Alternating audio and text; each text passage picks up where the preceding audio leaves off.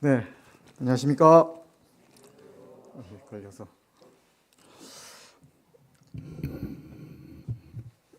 네, 가정에서 인터넷으로 시청하시는 성도님들도 안녕하시죠?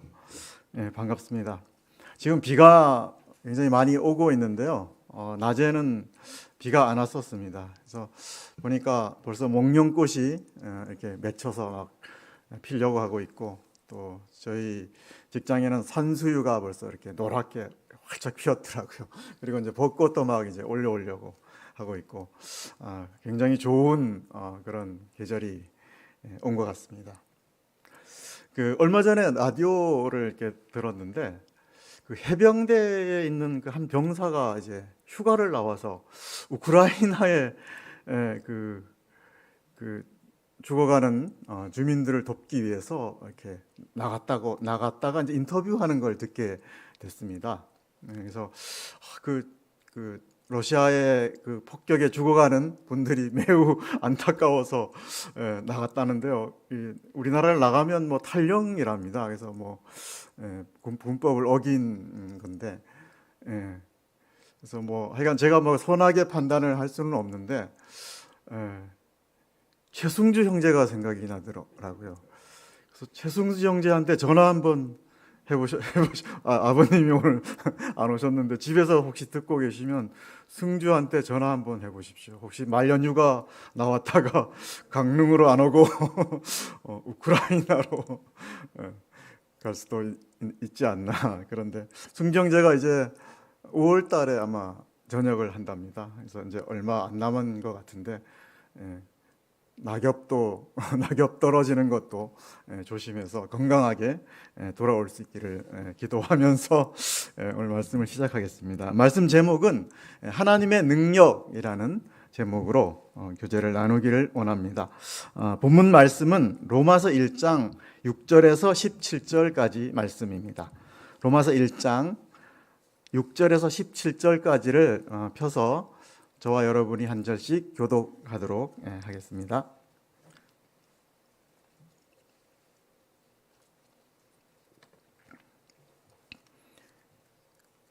네, 신약 239페이지 쯤에 있는데요. 다 찾으셨죠? 제가 6절부터 읽겠습니다. 너희도 그들 중에서 예수 그리스도의 것으로 부르심을 받은 자니라.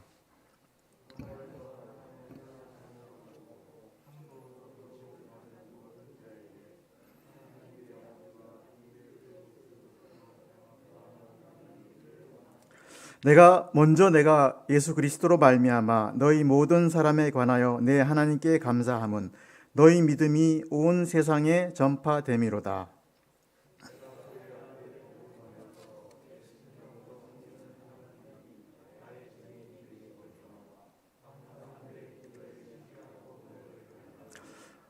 어떻게 하든지 이제 하나님의 뜻 안에서 너희에게로 나아갈 좋은 길을 얻기를 구하노라.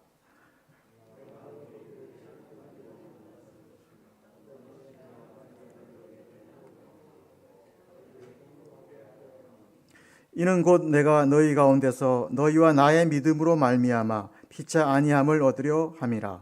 17절까지입니다. 계속 읽어주십시오.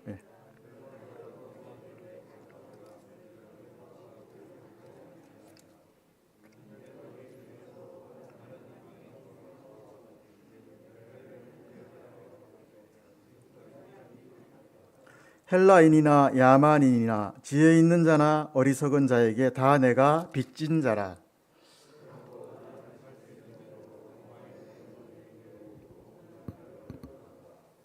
내가 복음을 부끄러워하지 아니하노니 이 복음은 모든 믿는 자에게 구원을 주시는 하나님의 능력이 됨이라.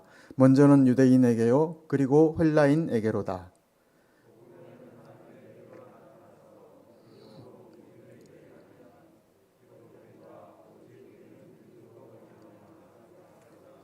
네, 감사합니다.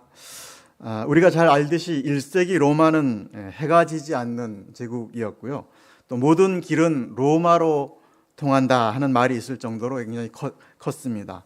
그래서 뭐 정치, 경제, 사회, 문화, 철학의 중심 도시였습니다. 여기에 비해서 로마 교회 성도들은 아주 작았습니다. 하층민이 많았다고 하고 있고요. 또 가난한 삶을 많이 살았다고 합니다. 그리고 주변 사람들도 사회 부적응자들이 아닌가 그런 오명도 씌웠다고 합니다.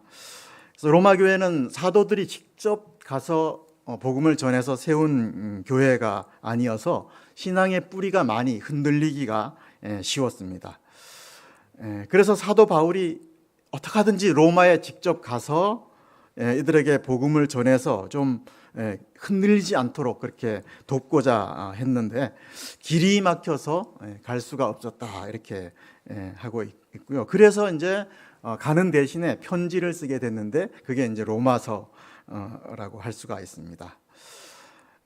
바울은 로마라는 거대한 그 세상 숲에서 이들이 길을 잃지 않도록 복음의 진수를 로마서를 통해서 전해주고 있습니다. 6, 7절을 보십시오. 너희도 제가 읽겠습니다. 너희도 그들 중에서 예수 그리스도의 것으로 부르심을 받은 자니라. 로마에서 하나님의 사랑하심을 받고 성도로 부르심을 받은 모든 자에게 하나님 우리 아버지와 주 예수 그리스도로부터 은혜와 평강이 있기를 원하노라 이렇게 말씀을 하고 있는데요. 방금도 제가 말씀드렸듯이 로마 교회 성도들은 정말 기죽기가 딱 맞는 그런 상황이었고 정말 주눅들기가 딱 좋은 그런 상황이었습니다. 근데 본문 6, 7절은 제가 방금 읽었듯이 기죽지 마십시오. 주눅들지 마십시오. 자긍심을 가지십시오. 이런 말씀으로 들립니다. 왜냐하면 너희는 성도님들은 그리스도의 것이라고 이렇게 얘기를 하고 있죠. 그리스도의 소유이기 때문에 소유격으로 말씀을 하고 있죠. 넌 내 거야. 내가 예수님이 찜했어. 이런 뜻이죠. 그래서 아무도 건들지 마.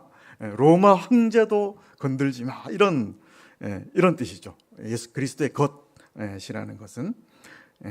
그래서 기죽지 말아야 할 이유가 이제 그리스도의 것이기 때문에 그렇다 이렇게 말씀하고 있고요. 7절을 보면 하나님의 사랑하심을 받은 성도기 때문에 기죽지 마라 그런 뜻이 있습니다. 사랑받는 것도 과분한데 성도라고 또 이렇게 지칭을 해주고 있습니다.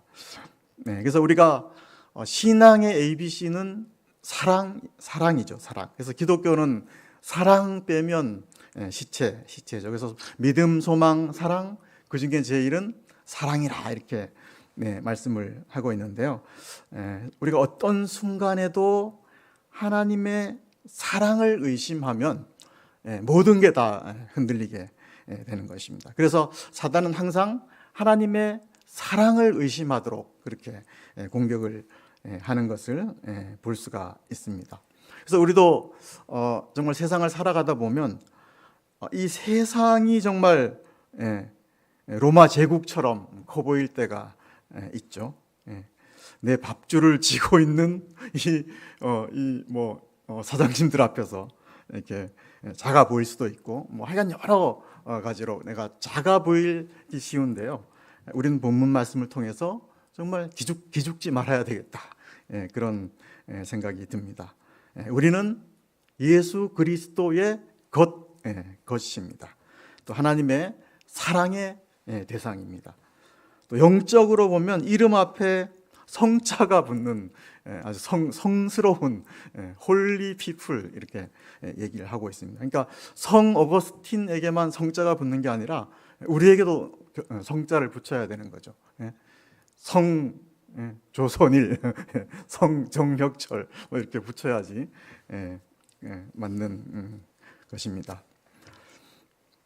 두 번째로 기죽지 않아야 않고 로마 성도들 현재 상황에서 로마 성도들에게 필요한 것은 무엇입니까? 7절을 한번 읽어보겠습니다. 본문 7절 말씀 시작.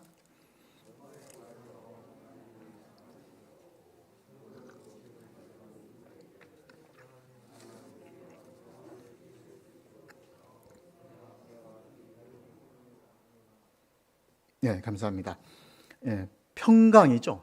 두 번째로 이들에게 필요한 것은 평강입니다. 평강.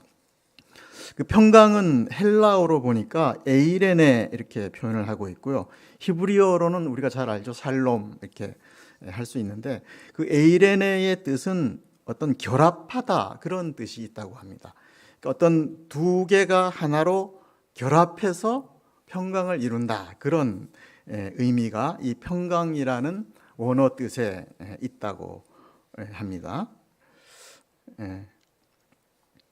그래서 본문은 우리 아버지와 주 예수 그리스도로부터 진정한 평강이 온다 이렇게 말씀을 하고 있고요. 하나님 아버지 사이에 우리라는 호칭을 쓰고 있습니다. 그러니까 하나님을 사도 바울은 우리 아버지, 우리 아빠 이렇게 참 친근한 표현을 써서 표현을 하고 있는 거죠. 그러니까 참 평강은 하나님과 이렇게 친밀한 관계, 하나님과의 어떤 이 결합 그런 걸 통해서 온다고 할 수가 있고요. 또 참 평강은 주 예수 그리스도의 은혜로부터 온다 이렇게 볼 수가 있습니다. 그래서 우리가 예수 그리스도를 만나기 전에는 하나님과 우리 사이가 평강의 사이, 우리 아빠, 우리 아버지 사이가 아니었죠. 하나님의 진노의 대상이었고 하나님의 원수의 대상이었는데 예수님께서 화목제물이 되심으로써 우리가 이제 하나님이 우리의 아버지가 이렇게 된 거죠. 그래서 참 평강은 하나님 안에서 우리 하나님 아버지 안에서 온다라고 볼 수가 있습니다. 그래서 저는 평강 말씀을 보면서 요즘 참 이게 평강이 필요한 시대다. 요즘 또 코로나 또 시대고 또 막 이렇게 전쟁도 많이 일어나고 분쟁도 많은 그런 시대인데 정말 내면으로부터 정말 바닷속 저류와 같은 그런 평강이 필요하지 않을까 그런 쪽으로 말씀이 와졌습니다. 계속 8절을 보십시오. 사도 바울은 로마 성도에 대한 극찬을 아끼지 않습니다.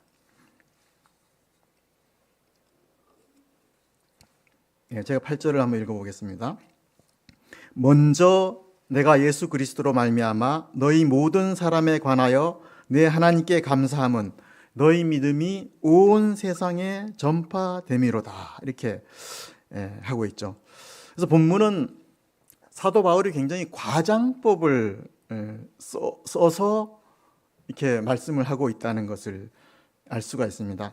당시 1세기 로마 인구 수를 그 땅 속에 이렇게 묻혀 있는 주화 더미로 이렇게 파악을 한 게 있더라고요. 그 보니까 로마 인구가 한 400에서 500만 정도라고 이렇게 표현을 하고 있는데요. 뭐 로마 성도는 몇 명인지 정확하지는 모르지만 뭐 1000명 이렇게 아주 최대한 많다고 쳐도 이 로마 인구에 비하면 0.002% 거의 미미한 수준의 성도들이었습니다. 비율로 본다면. 근데 이들의 믿음이 마치 온 세상에 온 동네에 다 전파된 것처럼 이렇게 바울은 표현을 하고 있습니다.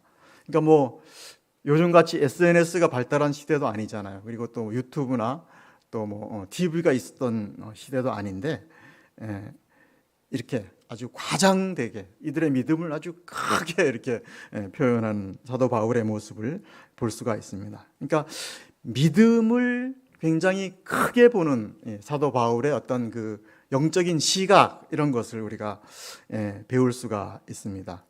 그러니까 사도 바울은 이 세계의 심장부라고 할 수 있는 이 로마 시에 몇몇 믿음을 가진 성도들만 있어도 마치 로마 전체가 소망이 있는 것처럼 그렇게 아주 크게 높이는 것을 볼 수가 있습니다.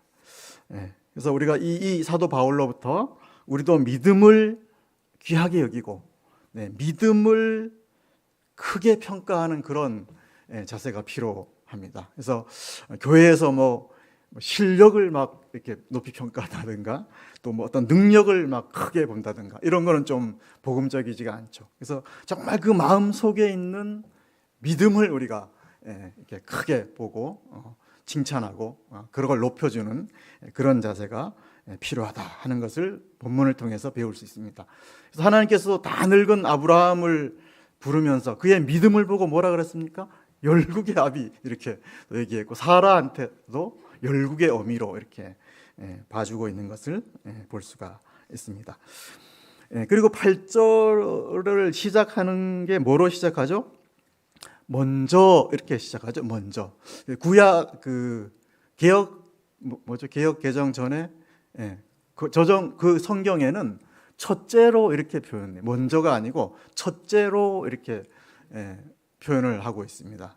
그러니까 첫째로 이렇게 표현한 것은 둘째가 있다는 거죠. 두 번째. 그래서 사도 바울이 어떤 설명을 하면서 첫째, 내가 둘째로 뭔가를 해야 되겠다라고 생각을 했는데 그걸 잊어버려. 주석에는 그렇게 나오더라고요. 그래서 성경이지만 문법을 파괴했다 이렇게 해석을 하더라고요. 그래서 뒤에 계속 찾아봐도 두 번째, 세 번째 이런 말씀이 없습니다. 그러니까 사도 바울은 로마 성도들의 이 믿음을 생각할 때 굉장히 이제 흥분을 했던 것 같아요. 그래서 그런 걸 감출 수가 없어서 두 번째를 까먹었다고 합니다. 그래서 그 상황을 그대로 이 8절 말씀에 이렇게 반영한 것이라 이렇게 얘기를 할 수가 있습니다. 그래서 저는 이 말씀을 좀 이렇게 보면서 한 가지 메시지를 생각할 수 있는 것은 형식에 매이지 않는 자세, 이것도 필요하지 않을까 그렇게 묵상이 되더라고요. 성령의 역사는 어떤 정형화된 틀이나 고정된 어떤 틀 그런 거에 매이지 않는다고 볼 수가 있죠.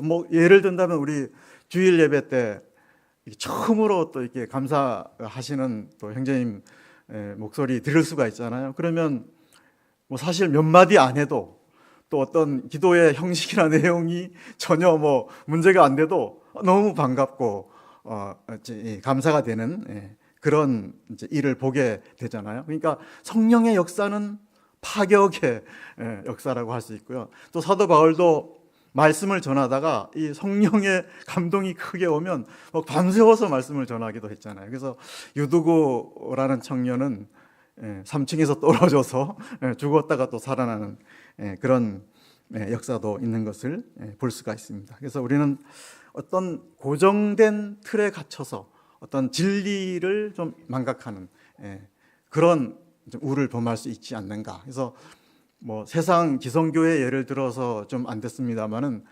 삼박자 구원 이런 거 7단계 코스 구원 이런 걸 막 주장하면서 천편일률적으로 그 틀에 맞추면 구원이 있는 것처럼 그렇게 하는 것은 좀 위험하지 않는가. 그래서 우리 구원받는 말씀 다 100이면 100 다르고 구원받는 상황 다 다르잖아요. 그래서 어떤 그런 성령의 역사에 좀 민감한 그런 자세 우리가 배울 수 있다 하는 것을 볼 수가 있습니다. 계속해서 9절을 보십시오. 9절을 같이 한번 또 읽어보겠습니다. 시작.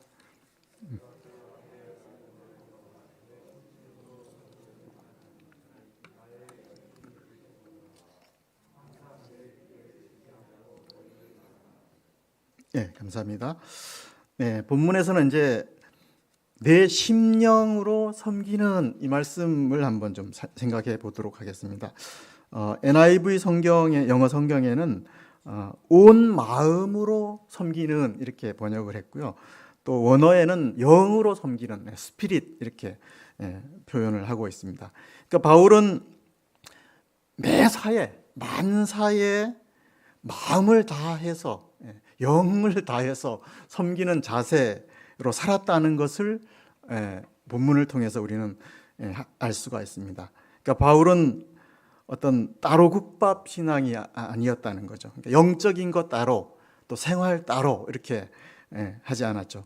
바울의 직업은 텐트 만드는 거였잖아요. 아마 그 텐트 만드는 일도 정말 하나님을 섬기듯이 이렇게 심령으로 마음을 다해서 이렇게 섬겼다는 것을 알 수가 있죠. 그래서 우리도 자칫하면 교회 신앙 따로, 집 신앙 따로 이렇게 갈 수도 있고요.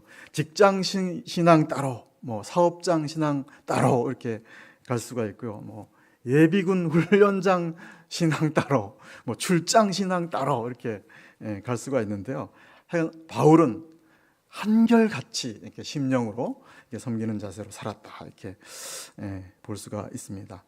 어떤 교회에서 있었던 일인데요. 이제 목사님이 한 1,000명 이상 그런 데는 교회에서 이제 목사님이 설교를 하려고 이제 이렇게 딱 이렇게 단에 섰는데 갑자기 뒷문이 이렇게 딱 열리더니 그 까만 안경을 쓰고 까만 양복을 입은 그 괴한 2명이 들이닥쳤다 합니다. 근데 그 총에는 소총을 들고 이렇게 들어왔다고 합니다. 그래서 그 사람들이 외치는 게 뭐냐 하면 지금 이 자리에서 이 총을 맞아도 예수님을 끝까지 믿을 수 있는 사람은 남으시고 나머지는 밖으로 다 나가십시오 이렇게 요구를 했다고 합니다. 그래서 사람들이 막 이제 혼비백산이 돼가지고 막 우왕좌왕하면서 이게 다 이렇게 나가고요. 한 20명 정도만 이제 수천 명은 다 나가고 이렇게 앉아 있었다고 합니다. 그래서 이 2사람이 그 이후에는 이제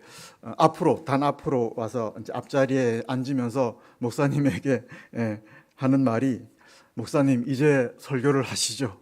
위선자들은 밖으로 다 나갔습니다. 나가고 없습니다. 이렇게 얘기를 했다고 합니다. 그래서 따로 국밥 신앙에 좀 맞는 예화가 되는지는 모르겠는데요. 우리가 두 얼굴의 신앙 갖지 않아야 되겠습니다. 10절에서 14절을 보십시오. 10절에서 14절을 쭉 보면 서두에서 말씀드렸듯이 이제 바울이 로마에 여러 번 가고자 했고 또 로마 성도들을 만나보기를 간절히 원했고 그런데 이제 길이 막혔다 이렇게 말씀을 드렸습니다. 사도 바울은 사실 제가 보기에는 기질상 대단한 의지의 사람이라고 생각이 듭니다. 탱크와 같은 그 추진력 있었다고 봐집니다. 그러니까 뭐 1세기 복음 역사를 주도했죠. 길이 막히면 포크레인으로 뚫어서라도 가는 그런 성격의 사도 바울입니다. 근데 10절을 보면 어떻게 말씀하고 있습니까? 하나님의 뜻 안에서 나가고자 했습니다. 그래서 사도행전에 보면 길이 막히는 경우가 굉장히 많이 있었습니다. 이때마다 사도 바울은 길을 뚫지 않고 하나님의 뜻을 찾고 기다리거나 돌아갈 줄 아는 그런 사람이었습니다. 자기의 방식을 내려놓고 하나님의 방식을 따라갔다는 것을 볼 수가 있습니다. 그래서 로마에 간 방식도 자기 방식대로 가지 않았죠. 제수의 신분으로 묶여서 그렇게 갔죠. 그게 이제 하나님의 뜻이었고 하나님의 길이었기 때문에 그 길을 갔다는 것을 볼 수가 있습니다. 그래서 우리도 하나님의 뜻 안에서 모든 것을 생각해야 되겠다. 그런 교훈을 얻을 수가 있고요. 또 하나님께서 뜻을 전달하는 방식이 뭐 여러 가지 방식이 있지만 이렇게 길을 막으면서 환경을 통해서 또 말씀하시는 경우도 있기 때문에 우리가 하나님의 뜻 안에서 하나님의 뜻을 잘 찾는 그런 자세도 필요하다고 생각을 할 수가 있습니다.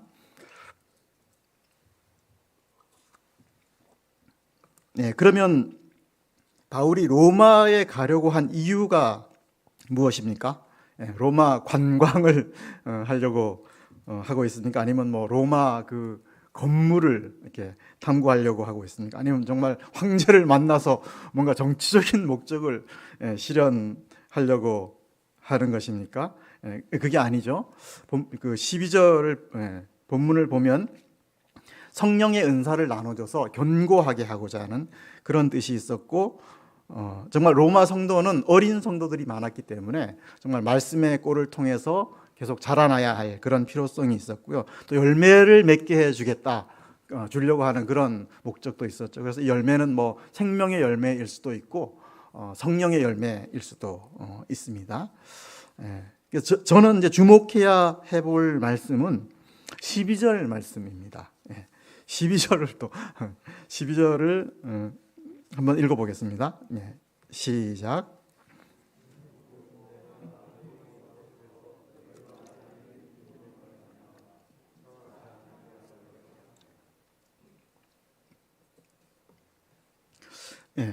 감사합니다. 그 로마 성도와 사도 바울은 어떻게 보면 위대한 사도고, 로마 교회 성도들은 뭐 평범한 지체라고 볼 수가 있습니다. 그러니까 모든 면에서 좀 뭐 하늘과 땅 차이 이렇게 비교를 할 수가 있고요. 또 사도 바울은 거만할 이유가 충분히 있는 사람이었죠. 그래서 정말 몇 년을 가르쳐도 정말 고갈되지 않을 그런 지식이 있는 그런 사람이었고요. 또 영적으로 보면 사도 바울은 3층 천까지 가서 보고 온 사람이잖아요. 셋째 하늘까지 하나님께서 이렇게 보여준 그런 사람이니까 내가 말이야 3층 천까지 갔다 온 사람이야, 이렇게 하면서 자기를 정말 자랑할 수도 있는 그런 위치에 있는 사람이었죠. 근데 본문은 뭐라고 합니까? 바울은 아주 겸손하게 피차 아니함을 얻겠다, 이렇게 말씀. 피차라는 단어에 우리는 주목해 볼 필요가 있습니다. 로마 성도들과 상호 교제를 통해서 사도 바울은 자기도 마음의 힘을 얻고 마음의 용기를 얻고자 하는 그런 또 간절한 소망이 있었다고 합니다. 정말 일방적으로 내가 너희를 가르치겠다, 이런 자세가 전혀 없는 거죠. 사도 바울의 굉장히 겸손한 자세를 볼 수 있고요. 바로 교회는 이렇게 피차 교제하는 게 교회의 아주 진정한 목적이 아니겠습니까? 일방 통행이 아니고요. 서로 피차 힘을 얻고 안위를 얻는, 이게 정말 교회의 진정한 목적이 아닌가, 그런 생각이 듭니다. 그래서 우리는 참 코로나 때문에 참 교제를 통해서 오는 그런 위안을 얻기가 참 길이 많이 막혀 있는 그런 시대인데요. 빨리 좀 뚫렸으면 좋겠습니다. 저 뒤에 그 정원을 만들어 놨는데 벌써 1년 이상 지금 묵히고 있습니다. 거기서 삼겹살 파티하면서 좀 교제를 나눴으면 하는 그런 소망을 가져봤습니다. 15절을 보십시오. 헬라인이나 야만인이나 지혜 있는 자나 어리석은 자에게 다 내가 빚진 자라. 그러므로 나는 할 수 있는 대로 로마에 있는 너희에게도 복음 전하기를 원하노라, 이렇게 말씀을 하고 있는데요. 사도 바울은 온 세상 만민에게 빚졌다, 이렇게 표현을 하고 있죠. 빚을 지면 채무 능력이 있어야 되잖아요. 채무 능력이 있어야 또 빚졌다라고 당당히 얘기할 수가 있는데, 채무 능력이 없으면 뭐 파산하는 거죠. 그러니까 사도 바울은 돈이 얼마나 많았으면 온 세상 만민에게 빚을 졌다고 할까, 그런 묵상을 좀 해봤는데, 그 갚고도 남을 넘칠 돈이 이제 복음이라는 거죠. 세상의 빚을 다 갚고도 남을 만한 복음이 있었기 때문에 온 세상 만민에게 빚을 졌다, 이렇게 하고 있고, 복음은 정말 지위고화, 인종, 국경을 초월해서 누구에게나 다 필요한 것이 복음이기 때문에 복음 하나 때문에 정말 빌 게이츠보다 더 부자라고 생각했고, 또 그 빚진 마음 때문에 사도 바울은 또 열정적으로 복음 역사를 섬기는 그런 동인이 되지 않았나, 그런 생각을 좀 해봤습니다. 16절을 보십시오. 내가 복음을 부끄러워하지 아니하노니 이 복음은 모든 믿는 자에게 구원을 주시는 하나님의 능력이 됨이라. 먼저는 유대인에게요, 그리고 헬라인에게로다. 유대인, 헬라인은 세상 만민을 대변하는 표현이고요. 바울은 복음을 부끄러워하지 않는다, 이렇게 자랑한다는 것을 돌려서 부끄러워하지 않는다 이렇게 표현을 하고 있습니다. 그러니까 당신은 힘, 권력 이런 걸 이제 중시하는, 지금도 마찬가지지만 그런 로마 사회였잖아요. 그래서 정말 복음의 요소는 부끄러워할 요소가 많이 있는 거죠. 예수님이 낮은 곳으로 온 것도 사실 부끄러워할 만한 요소죠. 파리 목이 날리는 말 구유에 오신 것도 그렇고, 저 시골 나사렛 출신인 것도 정말 부끄러워할 그런 요소고, 또 예수님은 나중에 십자가에 힘없이 죽으시잖아요. 그래서 사람들이 막 십자가에 달린 예수님 보고 남은 구원하면서 자기는 구원 못하냐 막 조롱하고 그런 걸 볼 수가 있죠. 그리고 우리가 좀 더 험난한 세상을 살려면 좀 교만하면 되잖아요. 근데 예수님 뭐라 그러시죠?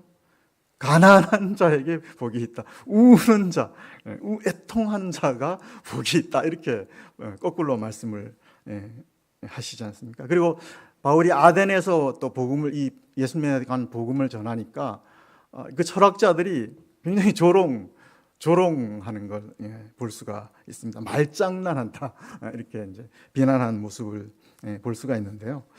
그래서 우리도 복음을 간혹 부끄러워하기 쉽죠. 그래서 성경을 신문에 싸가지고 다니는 분도 봤습니다.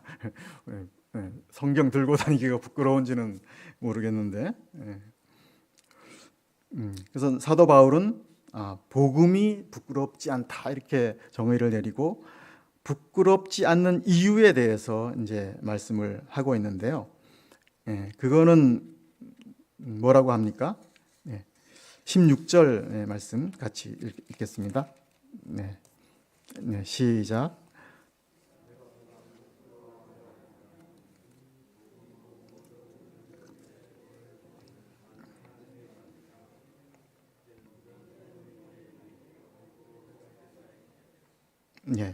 부끄럽지 않는 이유는 복음은 모든 믿는 자에게 구원을 주시는 하나님의 능력이기 때문이라고 하고 있습니다. 그러니까 능력은 힘이고 파워인 거죠. 하나님의 파워, 하나님의 힘이 복음이기 때문에 그렇습니다. 그러니까 우주와 천지 만물을 창조하신 하나님의 힘이기 때문에 복음을 부끄러워하지 않는다 이렇게 얘기를 하고 있죠. 그러니까 복음은 관념이나 이념이나 철학이 아니라는 거죠. 그냥 나타난 사실 자체가 복음이기 때문에 부끄러워하지 않는다 이렇게 말씀을 하고 있습니다. 그러니까 복음은 정말 실시간으로 역사하는 하나님의 힘, 그래서 시간과 공간을 초월해서 역사하는 힘. 그래서 이 복음이 정말 이스라엘 땅에서 시작해서 우리 강릉 명지로 교회까지 올 수가 있었고, 또 2000년 전에 시작한 그 복음이 지금까지도 계속 역사하고 있는 것은 바로 이렇게 하나님의 능력, 파워가 있기 때문에 이렇게 할 수 있다 이렇게 할 수가 있고요. 또 바울이 복음을 부끄러워하지 않는 두 번째 이유는 17절에 나와 있습니다. 17절을 제가 읽어보겠습니다.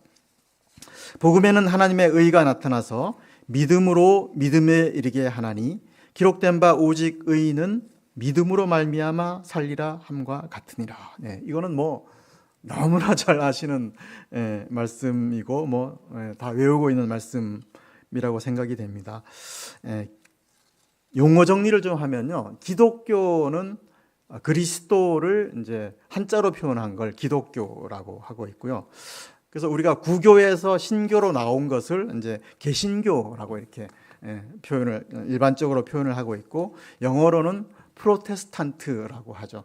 프로테스탄트는 저항이라는 그런 뜻이 있습니다. 그러니까 이 프로테스탄트는 16세기 독일의 그 마르틴 루터가 종교 개혁을 일으키는데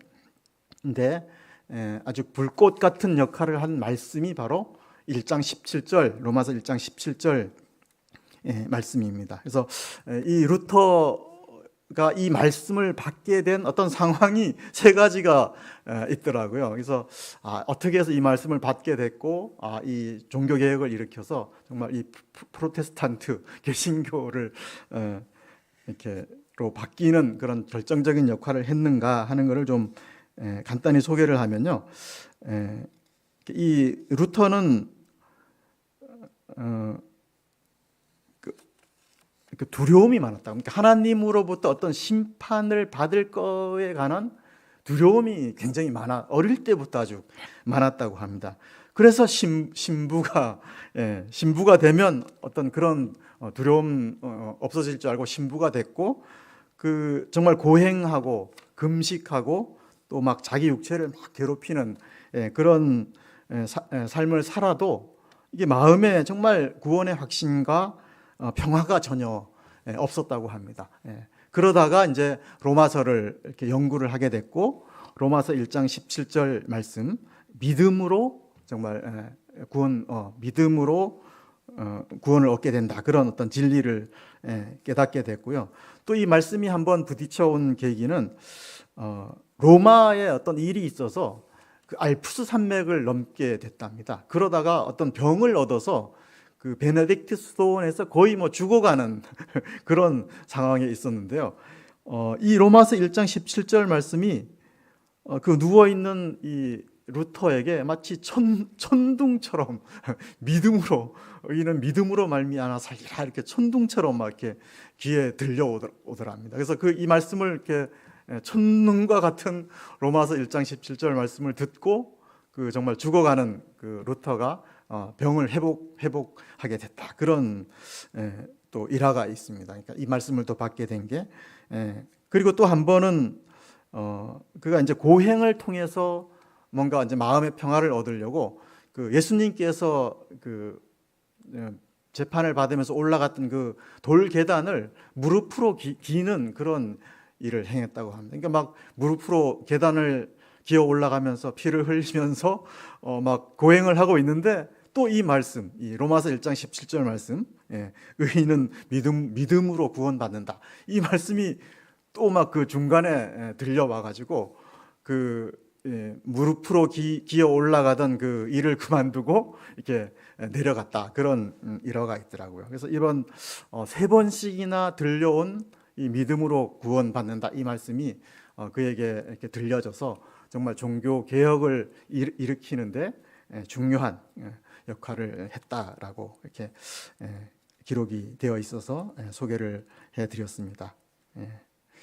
그래서 정말 죄인은 스스로의 노력으로는 또 율법을 지켜서는 의롭게 될 수가 없다는 것을 알 수가 있고요. 또 이 정말 하나님께 나타난 의, 예수님을 믿음을 통해서만 의롭게 될 수 있다 하는 것을 우리가 다 알고 있습니다.